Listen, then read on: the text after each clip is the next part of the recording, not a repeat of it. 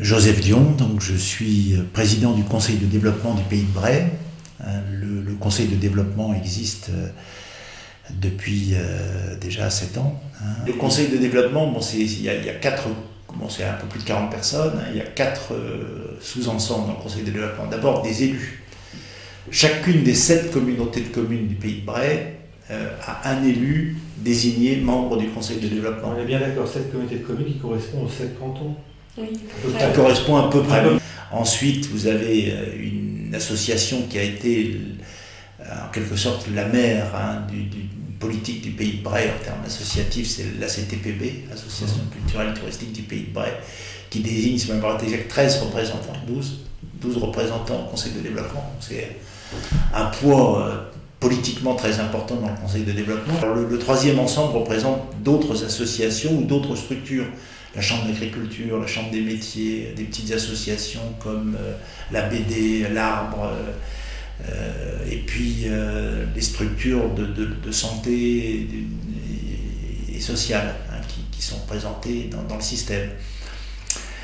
Et puis le quatrième groupe, c'est des gens qui ont été choisis pour leurs compétences particulières dans un domaine qui intéressait le Conseil de développement. Donc eux, ils sont cooptés par le Conseil de développement en quelque sorte, ce sont des personnes ressources. On a au Conseil de développement des gens qui ne sont pas vraiment représentatifs d'un certain nombre de choses, qui ne se sentent pas représentants, et qui ne rendent pas compte autour d'eux de ce qui se fait au Conseil de développement, de ce qui se dit au Conseil de développement. C'est-à-dire que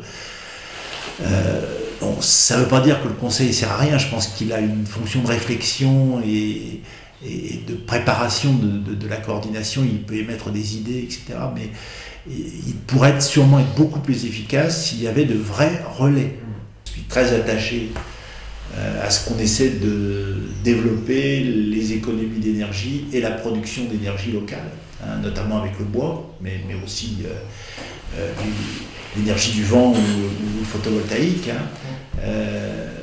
On pourrait imaginer que le pays se soit investi là-dedans. Il y a des pays qui ont fait un très gros travaux dans ce domaine, un très gros travail dans ce domaine.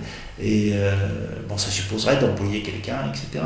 J'avais évoqué le problème avec M. Labulle, qui est le président du SMAN. Il me dit pas question, le SMAN n'a pas les moyens, vous ne vous rendez pas compte. On va nous financer l'emploi pendant 1 an ou 2 par subvention départementale, et puis après il faudra qu'on se débrouille pour le financer nous-mêmes. Bon, c'est vrai, mais en même temps, 1 ou 2 emplois dans ce domaine-là, ça ferait gagner combien au pays ?